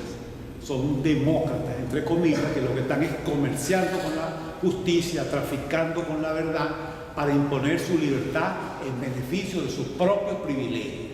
Y esa es la situación a la que nosotros tenemos que hoy, más que nunca, tomar conciencia para organizarnos como movimiento de movimiento y poder dar cuenta mediana, por cierto que no podemos en no mucho dar una respuesta efectiva, pero sí agrupándonos y organizándonos, dar cuenta de unos movimientos que puedan ellos mismos tomar la soberanía y la independencia y hacerse de ella aplicando el artículo 71 y entonces no permitir ninguna injerencia ni nacional, ni internacional y mucho menos infiltraciones nacionales, que lo que van es a constituirse en el gran proyecto que quieren montarse a largo plazo. El proyecto, defenestrar el proyecto del Libertador desde el punto de vista de la soberanía y los Estados-naciones, ahora lo pueden tergiversar el proyecto Gran Colombia y apoderarse de las riquezas de toda esta región, haciendo un rico enclave de lo que hoy está en discusión, pues, con tantas cosas que está pasando acá en el trópico. Y para eso, bueno, están enfrentadas las potencias y ese es realmente el interés que ellas tienen por toda esta región. A nosotros, al pueblo, a la política, nos ven como un subdesarrollo autoimpuesto. Y mientras estemos con esos pensamientos, más nos van a pisar. Y seguirá el gobierno echándole la culpa a los demás, seguirá el latrocinio adelante y seguirá el genocidio por estas estrategias de Estado, porque Maduro lo que le teme a la cuestión de que no entre la intervención es porque él sabe que teniendo a la población sometida, dándole alimento, él la controla, él es dueño de la voluntad de ellos. Y en un momento en que haya comida que se lo dé otro, uno tiene mayormente libertad para pensar y tener un juicio más crítico. Eso pequeñamente es lo que yo puedo agregar. Sí, por favor. Me voy a ceñir a lo que preguntó Agustín, que qué va a pasar el 23. Bueno, una pelea de campeonato mundial entre el club nacional y el club internacional. Y aquí la mayor prueba de que hay un golpe de Estado en desarrollo es que alguien versado en derecho le esté dando la razón a un presidente que se autojuramentó, que no tenía por qué hacerlo, negando al otro que la constituyente hizo unas elecciones y no se presentó la oposición porque no estaban de acuerdo quién iba a ser candidato ni el método para ellos escoger. Ahora, esa es mi opinión contra la magistrada, pero es que ni ella ni yo tenemos la razón, porque ella sabe muy bien, mi querida Valcarrosa, que en un diferendo jurídico ni usted ni yo somos los que lo resolvemos. El Tribunal Supremo en la Sala Constitucional. Que debe ser No el exilio, porque también la ley dice que tienen que estar aquí, y el que eligieron en la plaza detrás de mi casa no tuvo el poder ciudadano ahí, que lo exige también la ley. Vamos a hablar claro. Ahora, que hay razones para derrocar al gobierno, claro que las hay, pero lo que me llama mucho la atención y me levanta los pocos pelos que puedo tener en la espalda es tanta mentira y tanto cuento, que ya empezó a entrar la ayuda, no ahora es para el 23, después para la otra, después hablan de 50 toneladas a 20 millones de dólares, eso es $400 el kilo. ¿Qué les van a dar? ¿Caviar?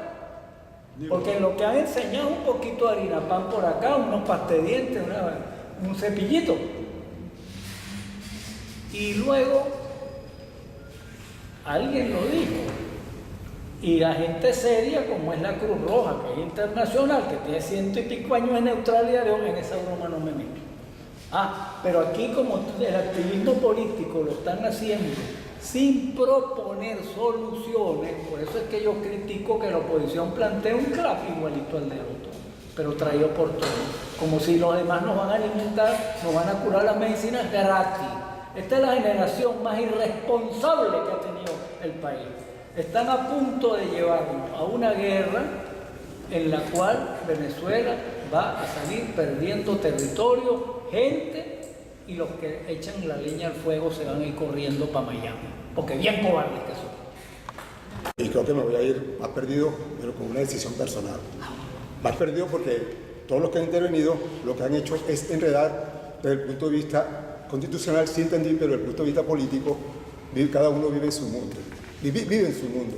Y parece que no han vivido ese mundo real desde Pérez Jiménez hasta acá, hasta Chávez y de Chávez hasta ahorita. Parece que no han vivido en la universidad ni adentro. Lo otro, quiero decir lo siguiente. Señores, en las reuniones que hay en las comunidades que yo asistí, los partidos políticos, principalmente el PJ, está organizando. Y no asiste como, señores, los invitamos a reunirse. No, tenemos la plataforma.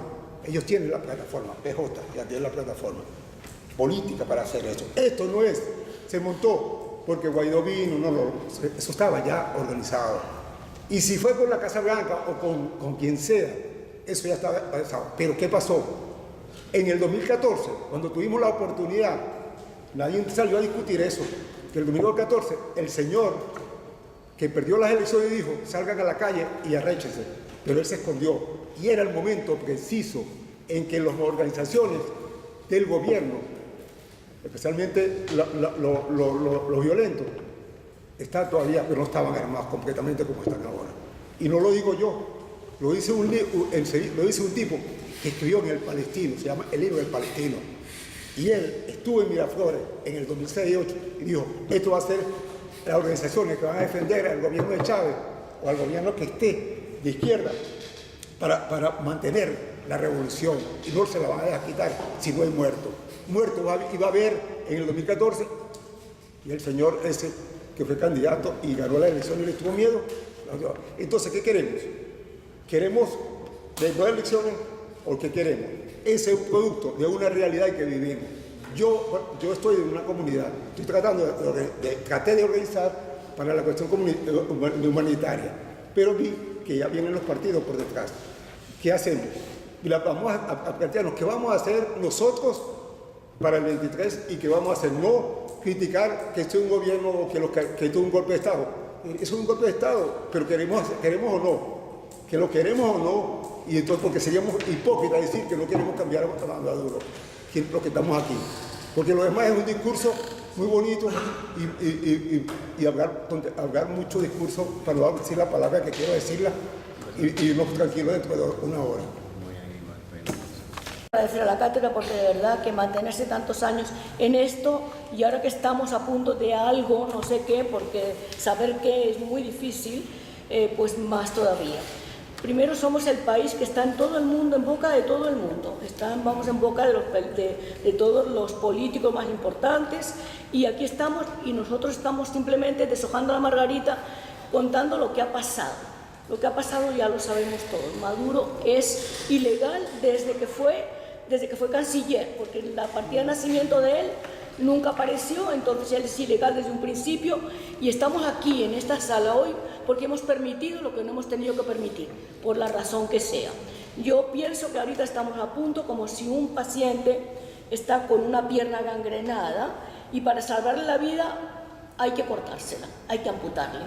Nosotros estamos ahorita quejándonos que si vienen los gringos, somos rehenes de Cuba, desde siempre, desde el 2002 por lo menos. Somos rehenes de las FARC, somos rehenes de nuestra Fuerza Armada que es dueña del 11% del territorio nacional, con 1000 generales, mi querido general. 2000. Bueno, fíjese, todavía más. La potencia más grande del mundo. Ok, pero sabemos que nuestros generales, con mi respeto por todos, sabemos que de generales no tienen más que las estrellas o los galones. El hecho es que yo me pregunto, vamos a visualizar todos ahora que Maduro se fue. ¿Y qué pasa aquí? Mientras no se vayan los cubanos que están en Fuerte Tiuna, ¿verdad? Que están en Fuerte Tiuna, que sus generales son los que ordenan a nuestros generales, ¿verdad? Mientras los generales sean unos vendidos, porque los de la Cuarta también lo eran, porque yo he tenido amigos en la Fuerza Armada. Somos un país que tenemos un gen totalitario, que no sé dónde lo hemos adquirido, pero tenemos que empezar a anularlo, tenemos que empezar a funcionar de otra manera. Entonces, yo ahora me pregunto, ok, Maduro se fue y aquí no pasa nada. Número uno, esa es mi primera pregunta, ¿qué hacemos si Maduro se va? Y número dos, la ayuda humanitaria, todos sabemos que es una excusa, que la ayuda humanitaria no nos va a resolver nada, pero la ayuda humanitaria ha servido para que por lo menos nos movilicemos, para que por lo menos la gente esté viendo alguna ilusión, no sé qué ilusión, porque probablemente sea una falsa ilusión, ojalá no, pero de verdad yo quiero saber qué vamos a hacer para dejar de ser rehenes, porque en este momento somos rehenes, como pueblo. No estoy pensando ni siquiera en todos los gobernantes que son unos, han estado colaborando con el gobierno, nuestros políticos han colaborado con el gobierno, por eso tenemos toda esta cuestión que tenemos ahorita en la Asamblea Nacional. Entonces, ¿qué hacemos para dejar de ser rehenes? ¿Y qué haríamos si Maduro ahorita ya se va y ni siquiera lo sabemos que se ha ido? Porque pueden poner un video y el señor está. Esas son mis dos preguntas, porque de verdad que no se me ocurre pensar una solución para eso. Estamos realmente en un proceso inédito y para entenderlo debemos trascender en nuestros análisis. Si nosotros nos aferramos a las tradicionales visiones a las que estamos acostumbrados, creo que siempre nos va a sorprender la resolución del conflicto, porque ante un proceso inédito nosotros debemos trascender y ampliar nuestra visión para poder navegar en las situaciones que nos están rodeando. Y en primero quiero plantearle a la cátedra un debate, porque yo entiendo que la posición de la cátedra es que la geopolítica estadounidense está detrás de todo esto. Y yo discrepo de esa visión, no porque no, yo entiendo que la política norteamericana, sobre todo los subgobiernos republicanos, han sido intervencionistas y han cometido arbitrariedades en la toma, en nuestro proceso histórico. Pero yo, estudiando el proceso de crecimiento y el proceso de desarrollo de los Estados Unidos, de Europa, veo que no necesitan nuestros recursos para apuntalar su plan de desarrollo. Quizás los países como Brasil, Rusia, India, China y Sudáfrica, que son los denominados BRICS, sí necesitarán probablemente de los recursos que nosotros tenemos para desarrollar su crecimiento. Entonces quizás estamos viendo la viga en el ojo ajeno y no la paja en el ojo nuestro. Y estemos equivocando nuestro planteamiento de análisis, y por supuesto, si hacemos un diagnóstico inapropiado, obviamente tendremos premisas equivocadas para la resolución de nuestro propio conflicto. Es inevitable que la resolución de esto va a ser violenta, va a ser una acción de fuerza. Ahora, puede ser violenta o no, pero estamos en una calibración de fuerza. Quizás esa calibración de fuerza decante hacia una acción violenta, o quizás no. Esperemos que no sea así. También pienso que el cambio de la correlación de poder, va a haber un cambio de la correlación de poder, pues estamos frente a eso, pero lo que creo es que no va a haber un cambio en el modelo rentista. Creo que el cambio de la correlación de poder la va a haber, pero el cambio en nuestro modelo rentista vamos a seguir en ese mismo cambio, porque es lo que veo en el horizonte. Yo no veo que haya un cambio de sistema. Y ante eso hago mi reflexión final y también planteamiento para la cátedra. Estamos frente a la oportunidad histórica de cambiar nuestro modelo de país.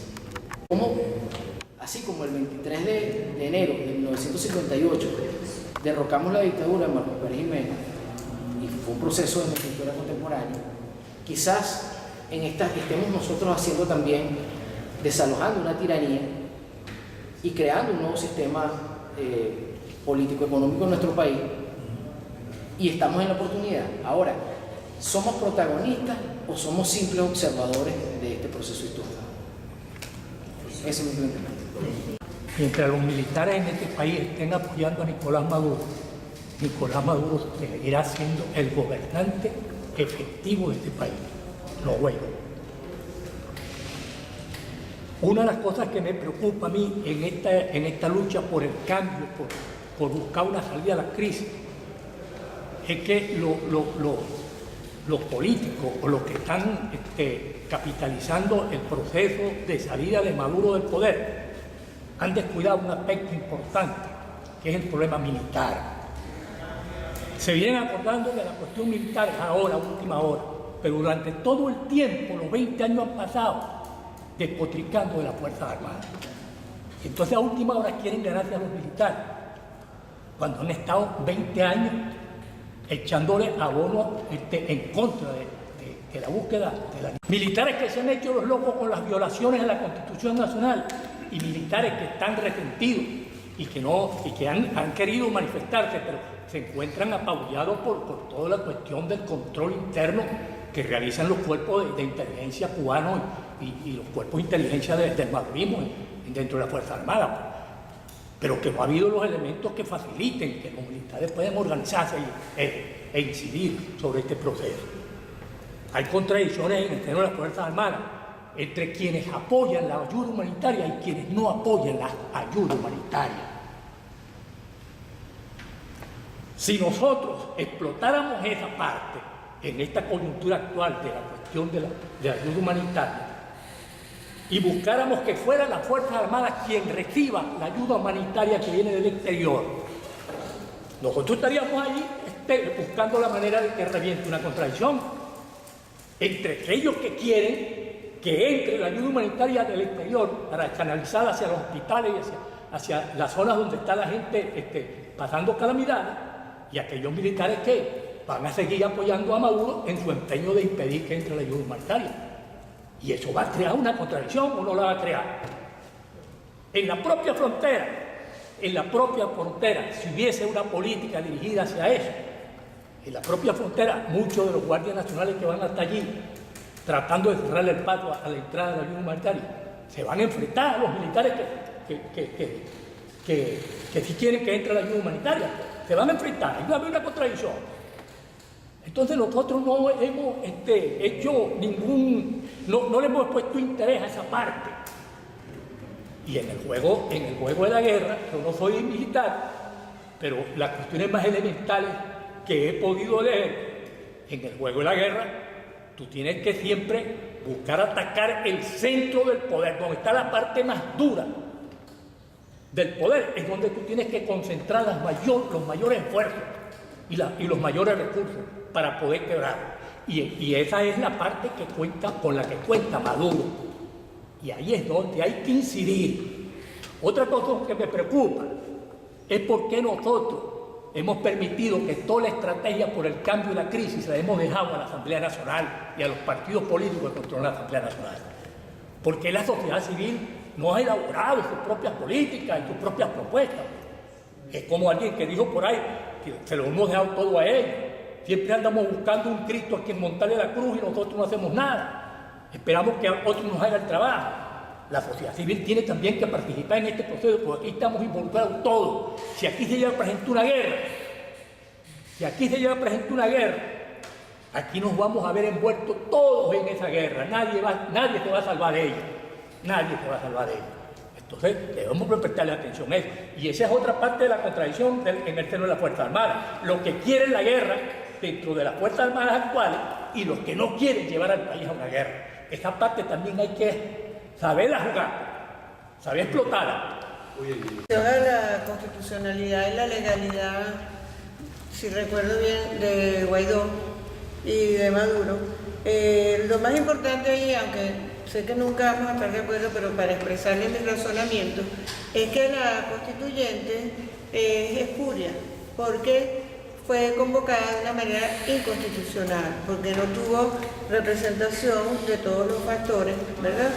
Fue inclusive con elecciones en segundo grado, y todo lo que de ella deriva es nulo, de manera que esas elecciones convocadas anticipadamente para reelegir a Maduro también son nulas, como todas las actuaciones de esa constituyente. Esa es, vamos a decir, la base de mi razonamiento, no para convencerle, sino para explicar. Mire, desde que el presidente Trump se encargó la presidencia, empezó una acción sobre el país del gobierno de los Estados Unidos con agentes de inteligencia que vinieron a conocer de verdad la situación del país. Cuando usted hace la pregunta de que si estaba en conocimiento, lógicamente que eso había un conocimiento, porque no había terminado de bajar Juan Guaidó la mano cuando los Estados Unidos estaban en reconocimiento, y al rato estaba una llamada del presidente Trump personal y por canales abiertos, porque cuando ellos quieren que el mundo sepa, lo abren por los canales abiertos. Otra cosa, ahorita los agentes están en todos lados, agentes de inteligencia de ellos, más el Mossad, que tienen buscando, ellos saben a quiénes andan buscando los del Mossad. Ustedes saben. Mire, hay una presión militar ahorita que es de los cuadros medios, de un grupo de coroneles y tenientes coroneles muy capaces y muy honorables. Entre ellos la mayoría son graduados, además de los cursos militares, son graduados universitarios y distinguidos. Eso todo, porque la Fuerza Armada con su desmoralización lo que hay es cumplidores de órdenes, y esos se van a imponer, y esos son los que están presionando, y están presionando a los altos mandos y a la cúpula de esos generales que no sirve para nada. Como ya hay la posibilidad de que sí va a haber un triunfo ya empieza la vuelta. Ya la vuelta se está dando. ¿Oyó? Recuerden que un presidente que era una fiera con sus expresiones, los militares son leales hasta que dejan de serlo. Lo dijo muy claro una vez. Muy bien, y eso es cierto. No me conviene más, me conviene esto ahora, ¿no? La situación del 23 de febrero, sea como sea, pasando el puente de las mesitas, o colocando ayudas en lugares que nadie se imagina, que eso posiblemente va a suceder. No tengo la orden de operaciones para decirle si eso va a ser así. De pronto ustedes no saben cómo llegaron una cosa a la Carlota. Y Guaidó ha tenido una cosa. Se le han acercado muchos oficiales que están hablando con él. Y le digo, para que no quede duda, yo soy de los fundadores del Frente Institucional Militar, que tenemos 19 años en esta lucha por las Fuerzas Armadas venezolanas. Lo estamos ayudando. Muy bien. Vamos a cerrar. Yo creo que la pregunta de qué va a pasar por fin el 23 de febrero no está respondida. A lo mejor no se puede responder porque no podemos, digamos, adivinar. Ojo, no les extraña que no pase nada, porque todo el mundo está esperando como el apocalipsis y a lo mejor no hay tal cosa. Sencillamente hay un concierto del lado de allá con una cantidad de invitados internacionales, entonces hacen un concierto del lado de acá con otros vallenatos. Hay una distribución de la ayuda humanitaria del lado de allá y esta gente decretaron una distribución de las bolsas estas CLAP del lado de aquí. Entonces pareciera que la respuesta que están diseñando es esa. Es decir, que vamos a seguir con el clientelismo, a ver quién reparte más. Entonces tú tienes un distribuidor, digamos, un benefactor, que sería el gobierno, por un lado, y por el otro lado, entonces, el otro gobierno, porque una de las situaciones que nos parece más desconcertantes, por lo menos para mí, es cómo es posible que puedan convivir dos gobiernos. ¿Por cuánto tiempo? Porque mira, hay dos asambleas, la asamblea llamada constituyente y la asamblea nacional que ya sabíamos. Hay dos fiscales, hay dos tribunales supremos, ahora hay dos presidentes. ¿Y cuánto tiempo se puede sostener eso? Sí, porque yo sé que en buena parte de la oposición la idea no es salir del gobierno, sino convivir con el gobierno. Es decir, que haya una especie de contubernio allí. ¿Qué límite tendrá? No sé, el que dicte la realidad. ¿Hasta qué punto se pueda llevar eso? ¿Hasta qué punto haga falta que se produzca una ruptura? No lo sabemos. La única cosita que queda suelta es lo que los politólogos llaman, y eso existe desde Maquiavelo, que hablaba de la fortuna, que siempre está por allí girando, es lo que nosotros llamamos los imponderables. Puede ser, mire, que esto se escape de las manos simplemente porque puede ser que sí haya gente seria en la Casa Blanca o en el Pentágono o en algún lado. Y yo les digo una cosa, yo no creo que los americanos se estén gastando un montón de dólares comprando medicinas y alimentos y no sé qué, y movilizando transportes enormes para llevar esas cargas aquí a las fronteras y toda esa serie de cosas, y que después le vayan a dar eso, no sé, a Ismael García para que lo reparta. Ese es el Por eso no tienes ninguna esperanza de que te llegue nada. De que ellos sí tengan una determinación que nosotros no conocemos, y por eso lo llamé imponderable, porque yo no lo conozco. Yo no sé si Estados Unidos... ¿Y por qué no la conoce? Entonces, no hay ajedrez. No sé, no puedo predecirlo. Eso lo pongo dentro de las opciones o de las posibilidades que podrían estar allí, pero que yo no manejo porque yo desgraciadamente no tengo contacto en el Departamento de Estado ni en el Pentágono. No sé ni remotamente, ni siquiera me imagino cuál es el cálculo que ellos tienen en las manos y qué es lo que van a hacer ese día. No lo sé. Sobre la cuestión central que aquí vinimos a discutir, sobre qué se considera, cuál es el escenario del 23 de febrero próximo fin de semana. Nosotros consideramos en la cátedra, y lo hemos expresado ya públicamente, que el 23 de febrero prevalece el escenario del inicio de un ciclo de violencia que no sabemos dónde nos va a llevar. Eso no significa en ningún caso, mantenemos, que el 23 de febrero va a caer Nicolás Maduro. Hago buenos elementos demostrativos, lo que puso el compañero Nayib, de un desconocimiento o una manera de soslayar lo que son las fuerzas militares en el presente.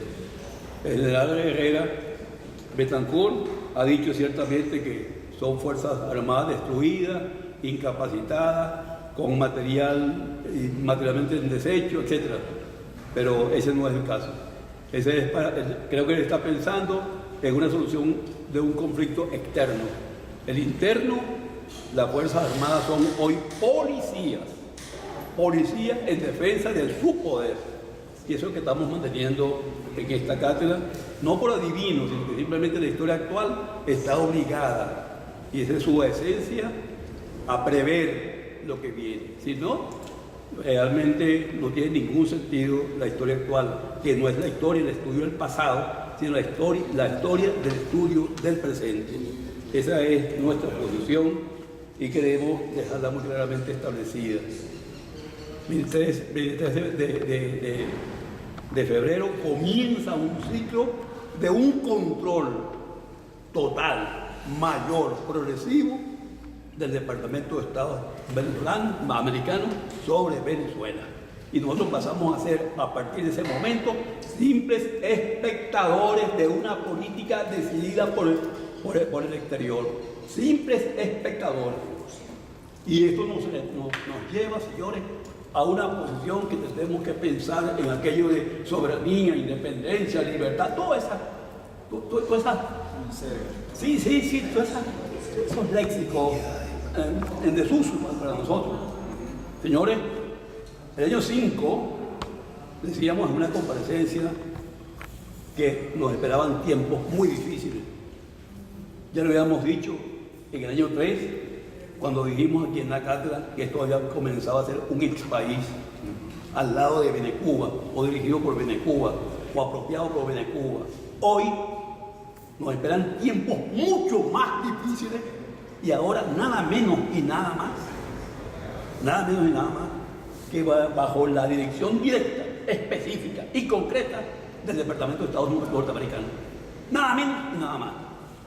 De modo que tenemos que prepararnos realmente para lo peor. Y eso implica, entre otras cosas, que tanto hemos dicho aquí en la cátedra, que ese colectivo social pueblo, que esa mayoría nacional que está distante de las dos minorías, la minoría gubernamental y la minoría de supuestas oposiciones, que esa mayoría asuma una posición política militante y actuante. De no ser así, y para eso hemos puesto a andar, aunque no se ha admitido, es lo que se llama movimiento del movimiento. Si no somos actores de esta historia, somos simplemente mandaderos, recaderos de la historia dispuesta y decidida por los grandes poderes o los grandes imperios. Creo que puede haber quedado clara nuestra posición en esta cátedra y en mayo. Gracias, hasta entonces y hasta el próximo lunes a las 3 p.m.